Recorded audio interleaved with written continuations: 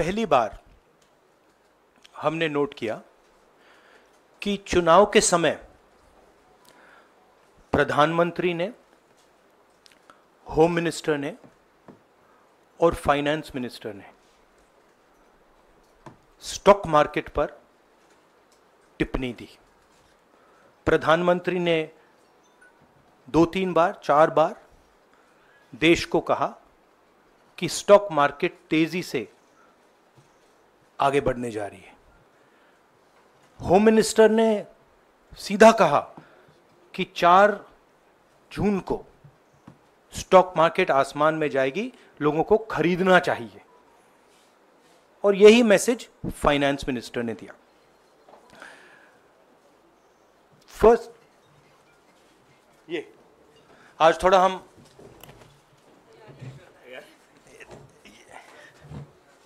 तो ये क्रोनोलॉजी है। अमित शाह कहते हैं बाय शेयर्स बिफोर 4 जून। 19 में नरेंद्र मोदी जी कहते हैं stock market will break records on June 4। फिर 28 मई को रिपीट करते हैं। 1 जून मीडिया झूठे एग्जिट पोल रिलीज करती है। बीजेपी का ऑफिशियल जो इंटरनल सर्वे था वो उनको 220 सीट दे रहा था। तो ये इंफॉर्मेशन बीजेपी के लीडर्स के पास था। इंटेलिजेंस एजेंसीज ने 200 और 220 के बीच में सरकार को बताया था कि उनकी सीट्स आ रही हैं। 3 जून को स्टॉक मार्केट सारे रिकॉर्ड तोड़ देता है और 4 जून को खटाक से स्टॉक मार्केट अंडरग्राउंड चला जाता है। अगला स्लाइड दिखाइए जरा। ये देखिए 31 मई massive stock activity, more than double what was there on 30th, more than double what was there on 29, 28। ये अनोमली देखिए। ये कौन लोग हैं? ये वो लोग हैं जो जानते हैं कि कोई ना कोई घपला हो रहा है। हजारों करोड़ रुपए यहां पे इन्वेस्ट हुए हैं, फॉरेन इन्वेस्टर्स ने इन्वेस्ट किए हैं। और उसके बाद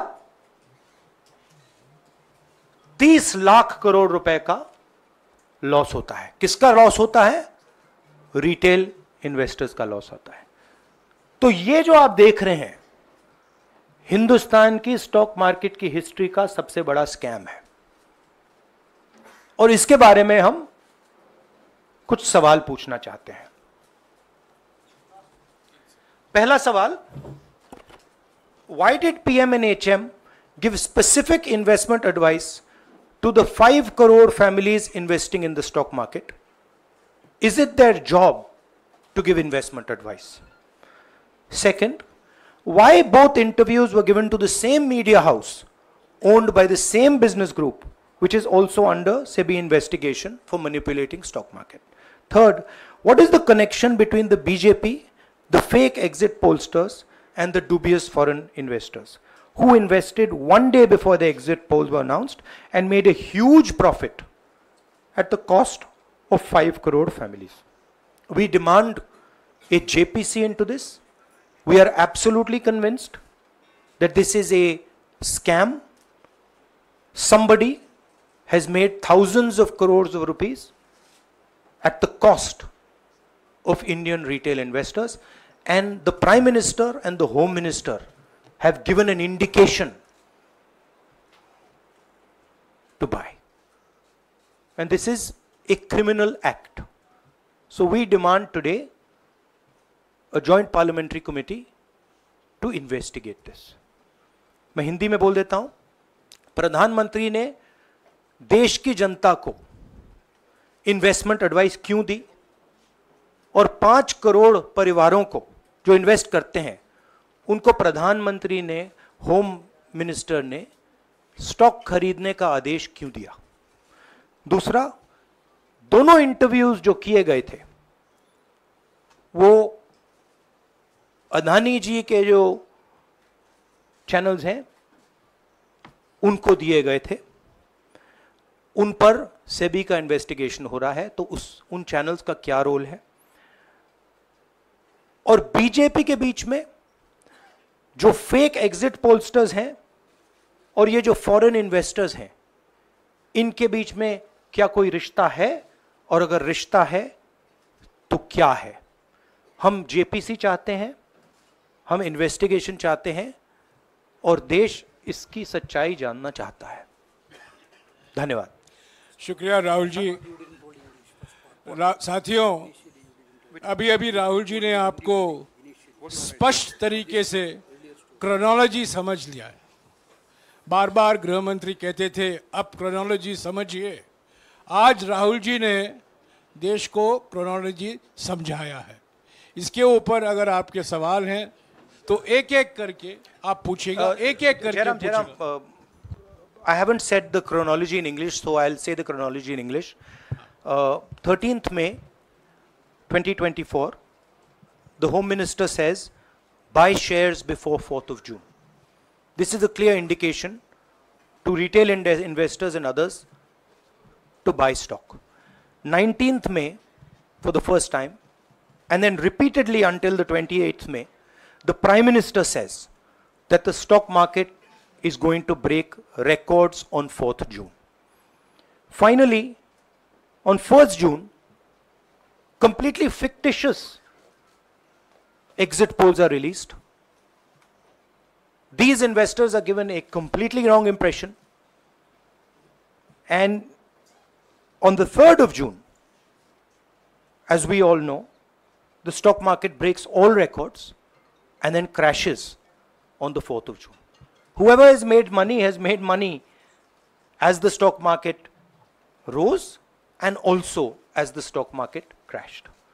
And we are interested in having a joint parliamentary committee, a JPC, to investigate the role of the Prime Minister, the role of the Home Minister, role of BJP members, and also those people who have done these fake exit polls. And finally, we want to understand who are the people, these foreign investors, who did these trades. So we want an investigation for that. शुक्रिया राहुल जी। हाँ संजय। राहुल जी, इससे पहले भी आपने Adani issue पे JPC पिछली लोकसभा में मांग की थी, तो क्या आप चाहेंगे कि ये इशू और हिंडनबर्ग इशू दोनों कंबाइन हो और दोनों की जांच हो?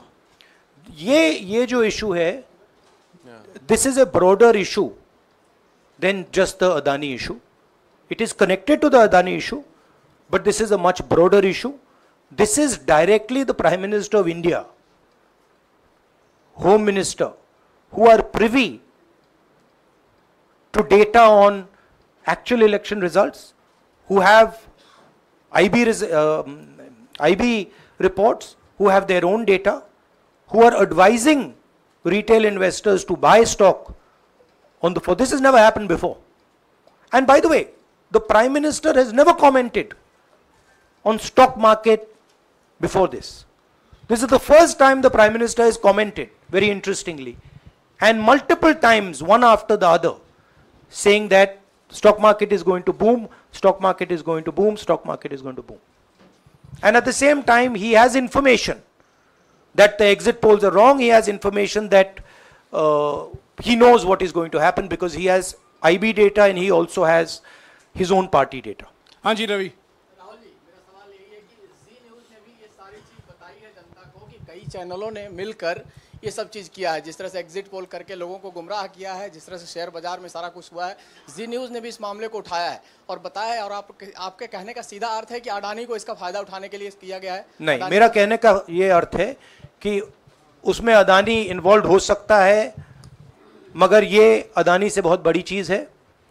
इसमें बीजेपी के सबसे बड़े नेताओं ने कहा है, रिटेल इन्वेस्टर्स को मैसेज दिया है कि आपको स्टॉक खरीदना चाहिए, उनके पास इंफॉर्मेशन थी कि एग्जिट पोल्स गलत हैं, उनके पास इंफॉर्मेशन थी कि बीजेपी को फुल मेजॉरिटी नहीं मिलने वाली है, और वो जानते थे 3 जून को और 4 जून को क्या होने वाला है।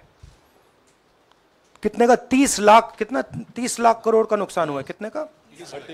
30 लाख करोड़ रुपए का नुकसान हुआ है, और हजारों लाखों करोड़ रुपए का चुने हुए लोगों को फायदा हुआ है। और हम इंक्वायरी चाहते हैं प्रधानमंत्री पर, होम मिनिस्टर पर, जिन्होंने एग्जिट पोल किया उन पर, और ये जो फॉरेन इन्वेस्टर्स हैं उन पर। हाँ शमिन,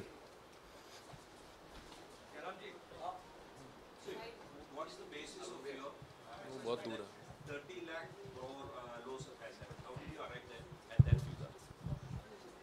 Do you want to explain? This is based on the value, market value of all the companies the day before the results came, and the market value of the stock market of all the companies at the end of the day on results. हाँ संजीव, एक minute Sanjeev. Rahul ji, you've talked about, are you alleging the involvement of the Prime Minister and the Home Minister? Yes. And whose money is it? Yes, Are you that, saying that it is what I their am money? saying. I am saying that people very high up in the BJP have carried out this scam. I am saying they had partners who carried out these exit polls. We would like to know if these exit polls were actually carried out, if people were actually sent out, and we'd also like to know the methodology of these polls. We'd like to understand who these investors are. We have some sense of who these investors are. So we are not just speaking out of the air. We are confident that if an investigation is done, interesting things will be revealed. And we think the Prime Minister and Home Minister are directly involved in this. हाँ Siddharth, companies की भी आपको लगता है जांच होनी चाहिए जिनके शेयर बहुत अप गए, जिनके सबसे ज्यादा शेयर खरीदे गए और जिनके शेयर उसके बाद में बीच में बेचे भी गए, तो उन कंपनीज का भी को भी इस दायरे में आना चाहिए, आपको लगता है? हमारा कहना है कि यहाँ पे बड़ा क्लियर है कि स्कैम हुआ है।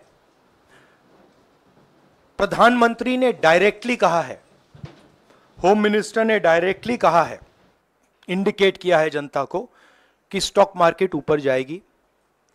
होम मिनिस्टर ने तो साफ कह दिया कि खरीदना चाहिए, और जब प्राइम मिनिस्टर और होम मिनिस्टर और फाइनेंस मिनिस्टर ऐसी बात करते हैं तो उसका रिएक्शन आता है, लोग उसको बिलीव करते हैं। तो बिल्कुल क्लियर है कि इन 3 लोगों ने कहा है। यह भी क्लियर है कि इनको मालूम था कि रिजल्ट 400 का नहीं है, 300 का भी नहीं है। तो ये हम पता लगाना चाहते हैं, उसमें आप जो कह रहे हो वो भी शामिल है। राहुल जी, ब्रह्म प्रकाश दुबे, इंडिया डेली लाइफ से। मेरा सवाल ये है कि जो आपने बताया है इतना बड़ा स्कैम है, पहले भी आपने कई मामले उठाए हैं, जेपीसी की मांग पहले नहीं मांगी गई है, तो क्या आपने कहा ये आपराधिक मामला है, क्या कोर्ट में जाएंगे या पुलिस में शिकायत दर्ज करेंगे, क्योंकि आप कह रहे हैं बहुत बड़ा घोटाला है ये? नहीं भैया, मैंने अभी आपको शिकायत दर्ज करेंगे क्योंकि आप कह रहे हैं बहुत बड़ा घोटाला है ये? नहीं भैया, मैंने अभी आपको बोला हम जेपीसी डिमांड कर रहे हैं, इन्वेस्टिगेशन डिमांड कर अगर रहे हैं। नहीं मांगते तो पुलिस में, कोर्ट में जाएंगे? जो भी करना है करेंगे, बट हम आपको ये इंफॉर्मेशन दे रहे हैं कि ये जो हुआ है ये नॉर्मल चीज नहीं है। इसमें प्रधानमंत्री ने इंडिकेशन दिया है, होम मिनिस्टर ने इंडिकेशन दिया है, फाइनेंस मिनिस्टर ने इंडिकेशन दिया है, अदानी जी के चैनल्स के थ्रू इंटरव्यूज किए हैं, और फाइनली लोगों ने इन्वेस्ट किया है, लोगों ने फाइनेंशियल एक्शन लिया है, कंपनीज ने शेयर खरीदे हैं। इसी विषय पर, एक मिनट, इसी विषय पर, इस स्टॉक मार्केट घोटाले पर ही हम सवाल ले रहे हैं। मौसमी, इसी विषय पर कीजिएगा बस। एक मिनट, आ रहा हूँ यार, एक मिनट। राहुल जी, एक करके आ रहा हूँ यार। राहुल जी, हम लोग ने पहले भी देखा है कि आप लोग ने कई बारी जब सेशन होता है तो सत्ता पक्ष और विपक्ष आमने सामने होता है, जेपीसी की मांग होती है और सेशन पे सेशन वॉश आउट हो जाते हैं और जनता का पैसा वेस्ट होता है। तो क्या आपको ये तो लगता है बीजेपी की लाइन है। तो क्या नहीं, मतलब जनता का पैसा के सेशन वाटर आप ऐसी टी शर्ट ले लो ना एक, मुझे मैं आपको टी-शर्ट दे लेने दूंगा, की जरूरत नहीं है। उनका वो सिंबल दे दूंगा आपको, ये राहुल उनकी जी, लाइन है। सवाल आपको पसंद नहीं आए वो अलग बात है, पर आपको किसी नहीं, के सवाल साथ मुझे इस तरह बहुत से पसंद आ रहा है। इस तरह से उंगली उठाने की जरूरत नहीं है। आप चेक बहुत अच्छा लग रहा है, बोलिए। बीजेपी का बैच पहनने की आप जरूरत सवाल नहीं। पूछे ना, सवाल नहीं, आपको भी जयराम साहब ये बोलना चाहिए, नहीं, सवाल गलत पूछिए। बात है। सवाल पूछे। मेरा बस ये सवाल था कि जेपीसी की मांग पे कई बारी कामकाज ठप हो जाता है, तो क्या आपको लगता है कोई और भी राह आप लोग सड़क की राह इख्तियार कर सकते हैं, क्योंकि ये आम आदमी का पैसा है। हम जनता को एक रियलिटी बता रहे हैं कि यहाँ पे क्लियरली एक स्कैम हुआ है। यहाँ पे प्राइम मिनिस्टर ने इंडिकेट किया है, यहाँ पे होम मिनिस्टर ने इंडिकेट किया है, यहाँ पे फाइनेंस मिनिस्टर ने इंडिकेट किया है। नॉर्मली बीजेपी की ये पोजीशन होती है कि जब भी हम कोई मुद्दा उठाते हैं तो हम पार्लियामेंट का टाइम वेस्ट कर रहे हैं। वही पोजीशन आपने अपनाई है, इसलिए मैंने आपसे कहा कि देखिए आप बीजेपी की पोजीशन ले रही हैं। रियलिटी एक सेकंड, रियलिटी ये है कि हम जेपीसी करवाएंगे। अब ऑपोजिशन में बहुत ज्यादा ताकत है, बहुत ज्यादा स्ट्रेंथ है, और पूरा जो पार्लियामेंट की सिचुएशन है वो बदल गई है। हाँ जैनेंद्र, राहुल जी, जेपीसी की मांग जो आपने की है वो तो पार्लियामेंट सेशन में होगी, लेकिन ये जो आम निवेशक हैं देश भर के जिनका 30 लाख करोड़ डूबा है, उनमें कर्नाटक के, तेलंगाना के, हिमाचल के भी लोग होंगे। तीनों राज्यों में आपकी सरकार है, क्या राज्य की जो जांच एजेंसी है उसके जरिए आप जो उन राज्यों के निवेशकों का कम से कम पैसा डूबा है, ये जो आप पूरे नेक्सस की बात आप कर रहे हैं, गुमराह करने की बात कर रहे हैं, क्या वहां से कोई कार्रवाई की हम उम्मीद कर सकते हैं? सोचा जा सकता है, बट ऐसी चीज के लिए शायद जेपीसी सही औजार होगा। हाँ Ranjita, last question, Ranjita, okay, Mohit is asked, Ranjita यार आप पूछते रहे। मोहित चलो, आपको ऐसे सर मैं इज अपसेटिंग सर मैं मोहित आपने चमत्कार किया, पूछ लीजिए। सर मैं मोहित हूँ न्यूज नेशन से। नहीं जानता हूँ सर लगातार पिछली घोटालों में भी आपने जेपीसी की बात की थी, आपने हर जांच की बात की, और ये एक बड़ा घोटाला सामने आया, इसमें भी आप जेपीसी की मांग कर रहे हैं। कितनी उम्मीद है कि लोग जेपीसी की ये लागू करेंगे? आपको क्या लगता है कि ये जेपीसी लागू करने वाले, अगर नहीं करेंगे फिर क्या करेंगे आप लोग? नहीं, हम प्रेशर लगाएंगे, डालेंगे, बट मुझे लगता है कि जो पहले राजनीतिक सिचुएशन थी, जिस इम्प्यूनिटी के साथ प्रधानमंत्री पहले काम करते थे, मुझे लगता है वो अब खत्म हो गया है, तो दूसरा नतीजा आएगा। राहुल जी, ये आखिरी है क्या और दो लेंगे? ये आखिरी है, आखिरी नहीं, आखिरी हो गया, इन्होंने कह दिया आखिरी। ओके रंजीता,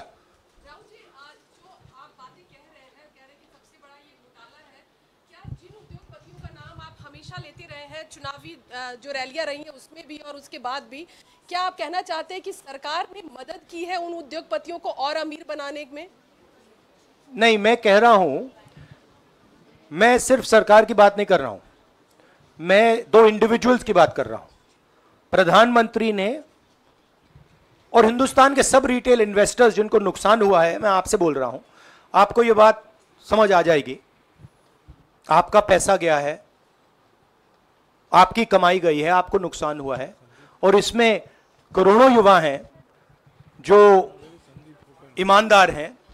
तो नरेंद्र मोदी जी ने, अमित शाह जी ने आपको मैसेज दिया कि 4 तारीख को स्टॉक मार्केट आसमान छुएगी, और आपने उन पर भरोसा किया।